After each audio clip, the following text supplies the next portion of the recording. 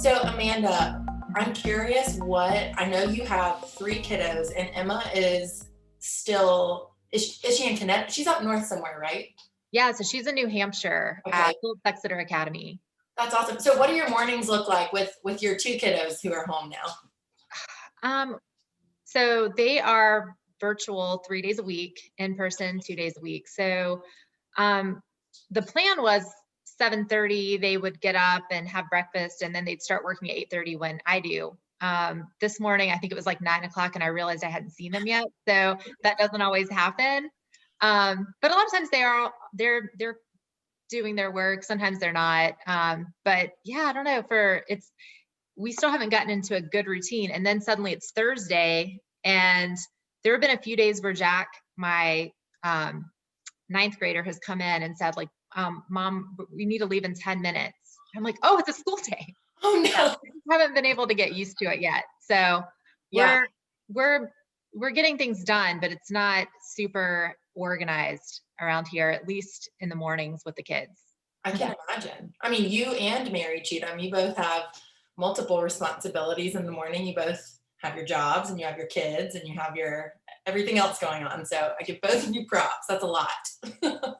Well, I'm telling you, it's an adventure. As I Yeah, know Amanda, yeah, Amanda can attest to. It's definitely an I adventure. bet. I bet. Yeah, Well, it it's looks like Friday. That's it the most is. important thing. Yep. It is. It's Friday morning, and it looks like folks are hopping on. So, Mary Gina, if you want to introduce our guest for today, we're very excited to have Amanda here. Absolutely, absolutely. So we have Amanda Lyle here with us today, and Amanda is representing the Coastal Federation. So she's the development coordinator for them. I have really loved learning in preparation for this interview, learning a little bit more about what the Coastal Federation does, and I'm excited for you guys to learn about that too, and kind of how you can get involved. And I've been blown away by understanding that it is something that is not just here locally. It is something that kind of expands up and down our coastline. There are a lot of people that are involved, as Amanda's going to fill us in. So Amanda is smart and great, and she is somebody who represents them so well. And we're just excited to have her on here today so we can all learn from her. So thanks, Amanda. Thanks for being here. Oh, thank you guys. I was so excited you asked me to join. So Yeah. Well, so I think, Amanda, I mean, for those people that are watching that don't know what the Coastal Federation is, tell us a little bit about it. yeah, so Coastal Federation, we're a local nonprofit. We were founded here in 1982, but since then we've expanded up and down the coast, and we work coastwide. What we do is we empower coastal residents and visitors from all walks of life to work together to protect and restore our coast. So Cool. that's our mission, and that's in a nutshell what we do. If you looked here any amount of time, you've probably seen like the blue bumper stickers that say no wetlands, no seafood. And that's us. That bumper sticker's been around a long time, and I love it. I feel like it really like epitomizes our mission in the part that says all walks of life, because you will see that bumper sticker on a rusty old pickup truck, and you'll see it on a Prius. You'll see it on everything. So that's who we are. And I mentioned we have 3 offices. Our headquarters is here. It's in Ocean, North Carolina, Is that now 24? yeah. So there's a little Yeah. sign that says Ocean, and that's where our executive director grew up, and that's where he started the nonprofit, and that's where our headquarters is still located. And then we've grown, and like I mentioned, we do work coastwide. So we also have an office in Wanchese, and we have an office in Wrightsville Beach. I love that. I think this is so interesting. And I think that, so I guess from a practical standpoint, what I want to understand is, I think that talking about the preservation of our coast, I mean, what does that mean logistically? So in other words, if that is what you guys stand for, then how does that translate into, I know it's a lot of education. Is Yeah. that right? I mean, so how does that translate into educating people and empowering these people from all walks of life to participate in this initiative? So the way we do it is, I mean, it's obviously a very big job. There's a lot of aspects to it. So we have it broken into 5 goals. Okay. And really, like, everything we do is related to one of those 5 goals, or if not more. One of them is clean waters that support fishing and swimming. So that one's pretty self-explanatory, and I think everyone around here can kind of get behind that. Another goal is living shorelines, and living shorelines reduce downside erosion, and they provide habitat for marine species. Then another one is oysters. And, you know, Ah. that tends to be people's favorite one. Everybody loves oysters. They're super popular and for good reason. And I feel like they're kind of having a resurgence in popularity right now, which is super exciting. One of our other goals is marine debris, coast that's free of marine debris. And, you know, you hear marine debris and you probably think litter and don't litter, but it's so much more than that. And, you know, just think about after Hurricane Florence, the amount of marine debris, the docks and all the things that were washing up, and it wasn't really clear like whose responsibility it was to get rid of that. So that's kind of a big deal. Yeah. And then finally, our fifth goal is the effective coastal management that protects the coast. And so that's kind of, you know, all these other, the 4 goals that I said before that, you know, we also need laws and policies that really are conducive to a healthy coast. So we work on that side of it too. That's interesting. So what you're saying is it's hand-to-hand combat where you're educating individuals, but it's also trying to shape policy and that sort of thing. So it's coming at it from all angles. Is that right? That's right. Okay, that's so interesting. Okay, and so I want to go back. You're right. Some of those make perfect sense. And as you were talking about a lot of these, I was thinking about Florence. I mean, I was thinking about, anytime we have a storm event, like the cleanliness of the water and those types of things. I mean, gosh, that's all impacted. But I think I do want to go back to the oysters because that one's so interesting to me. So I mean, what does that mean? I mean, what is? Tell me what that means to you guys as far as what do oysters signify and what is the impact that they have on our coastal environment, and then how do we interact with that and impact that? Yeah, so oysters are, you know, so important. I think most people have learned at some point that oysters are a filter. So they're really important to the health of our coast because they help keep the water clean. And the oyster population here, it was really like harmed, you know, over 100 years ago, like over harvesting. And so our oyster populations here now are not what they historically were. Okay. And so that affects water quality, and also like it would be great to have more oysters. You know, you can't really have too many of those. So, and in addition to, you know, them being a good like resource, and they're so economically important to us here on the coast, they're also good for things like like when oysters go along a shoreline, for instance, you know, that helps prevent erosion as well. So there's multiple things. We're working on something now called the North Carolina Oyster Trail, and that could be a big economic driver for the whole coast of North Carolina. You can get information about that on our website, but we kind of envision it as the coast being kind of like the Napa Valley for oysters. So, you know, I love that. I love that. So cool. So instead of a wine tour, you could come to North Carolina and you could go hopping around from oyster farm to oyster farm and tasting the different oysters. And, you know, we have an event every year called the Pelican Awards. We had to have it virtually this year, but, you know, normally we have it in person. And there's some other similar events around the area where we bring in different oyster growers from up and down the coast, and you can go from one grower to the next and taste their oysters. And when you're tasting them side by side like that, it's amazing like how differently they taste. That's so cool. That's so cool. Yeah, because I feel like every year when oysters are in season, I think people say, "Oh, these are the best oysters," and these have this. I don't know. People describe the way the oysters are better than last year's or the ones they had last weekend, and I'm thinking, what are you talking about? I love that. I mean, I think that's so cool. I mean, yeah, they're just like very, you know, very sensitive to the environment, which is why its water quality is so important to oysters. You hear all the time like, oh, we can't get the oysters because the river's closed and we can't harvest them. Right. And that is a lot of times a result. I mean, well, it's always a result of, you know, runoff. And it's not just, the water doesn't just get bad for the oysters because of things like pollution that you would think of. Really just the fresh water. Too much fresh water is bad for them. They need a certain amount of salinity. Ooh, that's yeah. So it's even just you know, something people can really do to help with water quality that I think they often don't think of. I know I didn't before I worked at Coastal Federation, but like the downspouts off of our houses that are pointed at our driveways, and that just lets the water just like run into a storm drain or a ditch. where then it just goes right into the water, and that's fresh water. Whereas if you redirect it into your flower bed, it gets absorbed by the dirt and is much more slowly, it's filtered before it gets into, it cuts off that direct path into Yeah. our estuaries. Yeah.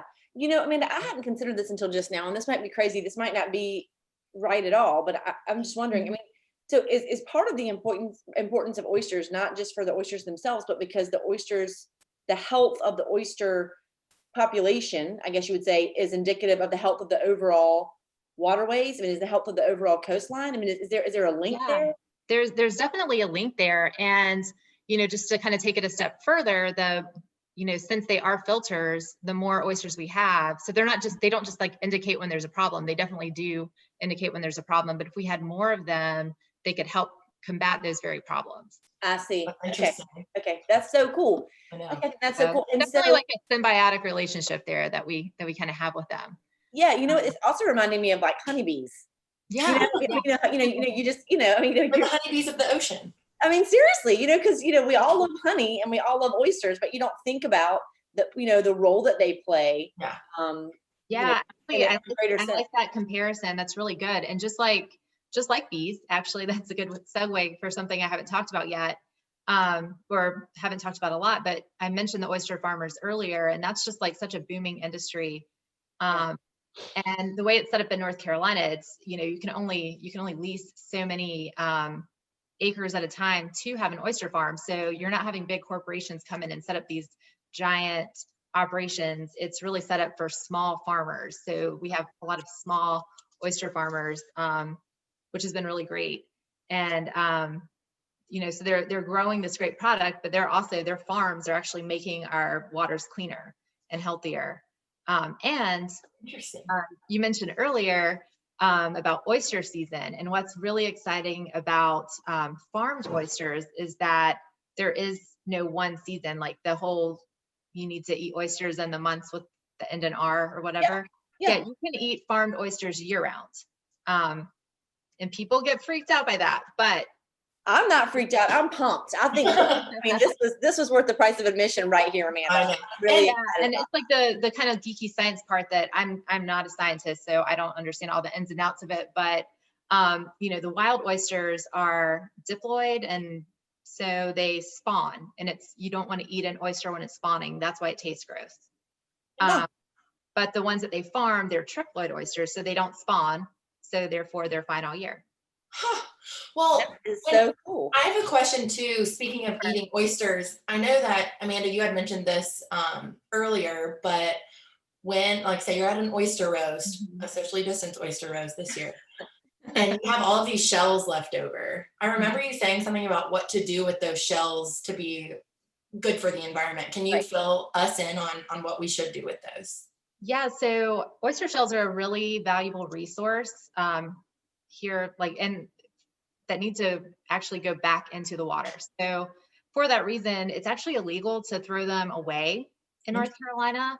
I know I didn't know that before I worked for Coastal Federation, but the state actually used to run a shellfish recycling or shell recycling program, and there were budget cuts and that program went away. So there used to be, I guess, like dumpsters back before I moved back here. I've heard this, that where you could go take your oyster shell, but that program doesn't exist anymore. So, if you have an oyster, it's like, what do you do with the shell? Because you're not supposed to throw them away. The state doesn't run this program anymore. So we actually will collect them at our office. So if here in Carteret County, it's, you can go to our office on Highway 24 and drop them off. And we use these shells. The reason they're a valuable resource is because baby oysters can only attach to oyster shell. Okay. So once we eat the oysters, we have to put the shells back in so that we can get new baby oysters so they can grow, and it's, just the cycle.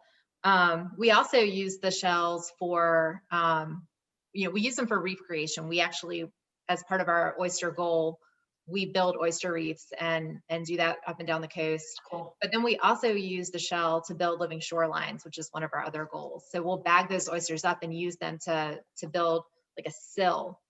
That's awesome. That's so cool. So Amanda, Mhm. so is it better for us to bring the oysters? Like if you, like, our neighborhood has sound access. So, I mean, could I walk over and put them out there in the sound, or put them, or that's not helpful? No, I mean, that's actually, that's fine and great. You know, then yeah, you dump them out by your house, then new oysters grow there, and that's great. That's much better than throwing them away. Okay. We like to collect them because if we don't have enough shell for like some of our projects, we actually would potentially have to buy them. There's actually an industry of like where people buy oyster shells. So we would love for you to bring them to us, but we are also happy for you to throw them in the water because Okay, that's well, still that's good. helpful. Okay, For okay. sure. Well, that clarification. So it's like a hierarchy. Like, the Mhm. best thing you can do is bring them and drop them off, and the second best thing you can do is to put them in the sound. But That's right. whatever you do, don't throw them away, because you're breaking the law. Not to mention, not to mention that that's not the Yeah, environmentally aware thing to do. Did right. you know that, Mary It's Judah? like little baby oyster cradles, throwing away the baby oyster. Oh, Oh my gosh. Well, that hits you right in the feels. Amanda, that was good. The word cradle was genius. Thank you. That was really good. That was really good. So tell us what is on the horizon for the Coastal Federation. I feel like we've all learned a lot. I want to know what's on the horizon, and I want to know where I can learn more. Okay, well, what's on the horizon? So we're constantly just doing work with our 5 goals, and are set to keep doing that. COVID actually, it's just like for everyone else.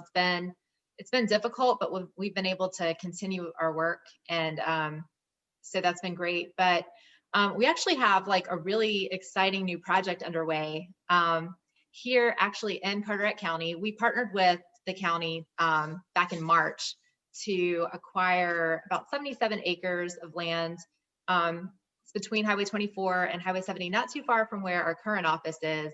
And the bulk of that is actually county land and will be developed into a county nature park with hiking Cool. trails and some really fun. Ooh. There's actually going to be a boat ramp there, a public boat ramp, and it will be the biggest public boat ramp in the state upon completion, which is, Okay, yeah, neat. This is yeah. awesome. Yeah, So you've been holding that's out on us. exciting. I know we've like really saw during COVID that we needed some more boat ramps. If you see those lines, but that's all in the works. And then 10 of the acres are actually Federation property, and we're really excited. We're working on the plans to build this center that'll really be just an asset for the local community, but also statewide and coastwide, where we can do some good educational programming. There will be an education center. There will be an event center with some meeting space. Just some really neat, exciting This is things. awesome. This is a big deal, Amanda. What is the like, as far as timeline? Like, what's the estimated completion date for this project? Well, we'd love to have it completed, or at least like probably not completed, maybe groundbreaking for our 40-year anniversary, which will be 2022. But we're definitely a couple of years out, so we're still early on in the project. But yeah, we're working hard and we're super excited, and I think it's going to be a really fun community asset.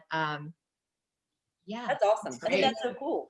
So, yeah. so if people want to learn more about the work that you guys are doing, or more about this exciting project you've got going, what's Yeah. the best way to do that? So everything's pretty much on our website, nccoast.org. You can follow us on social media. We also have something I haven't mentioned yet. We have a daily online news service that we actually publish it. We're the publisher, but it's an independent environmental Cool. news source. So they're separate from us. They're a member of the North Carolina Press Association, but it's called Coastal Review Online. Yeah, that's right. Okay. Yep. Yeah. So a lot of people don't realize that we are their funder. That was kind of created to fill the void with, newspapers struggling. A lot of times there wasn't funding to have someone covering the environment. So they're focused on the 20 coastal counties and kind of the news that affects our coast. So following them, that gives, that can really keep you keyed in and know what the important issues are on the coast. Our website has information about membership, and we'd love to have members. That helps you stay informed when we're allowed to have volunteer events again. That we have some really fun volunteer opportunities, things that are family friendly. You can bag oyster shells. Sometimes we do a lot of cleanups, those types of things. So that's a great way to get involved. Great. And also right now, something I haven't mentioned yet, we have a distance learning lab. And this was recreated because we do a lot of education with students and kids typically, but with when that shut down in the spring, we worked really hard to get some resources up on our website. So there are cool educational videos. There are just a lot of resources for all ages and kind of some guidelines to help parents and educators, like depending on what age their students are, to just give them some new activities and some fun things to do. And then we also have coming soon, actually it's here now. I think we just kicked it off in time for the holidays. We have an Adopt a Hermit Crab program. That is so cute. Oh my God, I love this. And they have tiny cradles. I'm just kidding. Cradle for the hermit crab. Oh my gosh. So tell us about that. What is that? So it's for a donation, you adopt a hermit crab, and so you could do it as a gift for your kid or your niece or your nephew or your friend who just really likes hermit crabs. Yeah. And with that, I think they get like a card. I think you get I think I want to say a coloring book. Sorry, I should have that. No, this is so cute though. What a cute idea. Program. Yeah, but let's see, hold on. Yeah, you get a customizable card and you get some digital downloads for a coloring book. And then you can also adopt a whole tide pool. And that comes with some other benefits as well. But we thought that'd be a fun way, a little more experiential type of thing. Oh, that's really cute. That's so cute. That's so cute. Okay, so Meg, we'll link through. I'm sure you already have. Yeah. Just link through to add some of these things in the comments so that everybody can see them. Of Yay! course. Yeah, Of course. this is so cool. Okay, so Meg, are you going to ask Amanda the question? I am. Amanda, we asked this to all of our guests on Coffee with MC, and it's a deep question, but you can answer it however you'd like. It can be deep or it can be fun and uplifting, anything. But what is saving your life right now?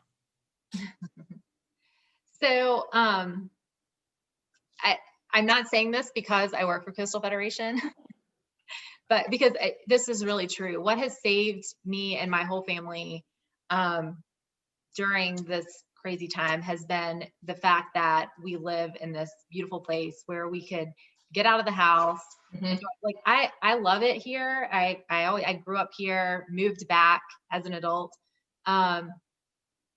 But I also really like cities, and sometimes I'm like, oh, I should move to the city.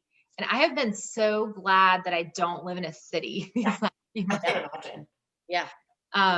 Yeah, it's just it's the people here, and then, being able to, go to the beach or go for a walk in the woods or, go on the boat. We're just so lucky and blessed to be in this place. So that has definitely kept me sane. Yeah, I'd have to agree. 100%. That's a great answer. That really I is. feel bad sometimes. I'll be on Zoom calls with people, and they'll be like, Yeah. so bored. And I'm like, I'm just gonna not talk about that. Like, I'm going to the beach after work today. I know. It's such a blessing. It really is. It really is. Well, Amanda, thank you so much. This was awesome. I feel like I learned a lot. I feel like all the folks watching learned a lot too. So we'll definitely link through to a bunch of the resources you were talking about in the comments, and we'll do a little follow-up to make sure everyone knows where to go. So thank you so much for your time. Yeah, I feel like we just scratched the surface. I know. I feel like we could have talked for hours. I know, really. I know. Thank you, Amanda. Thanks so much for your time. We know how valuable it is. Thank you. Thanks, Bye. Amanda. Bye. Oh, wow. I had no idea about all of that. Wow. I know. It's good. It's good. But I especially really like the Adopt a Hermit Crab. We're putting our gift guide together right now. So that has my wheels turning. How cute. So good. And Very a cute. great way what a great way to also to do some good and our gifts that give back section. True. Are you teasing the magazine? Maybe. I might be. I know the next issue of our magazine. Not enough coffee, y'all. I'm gonna have some more.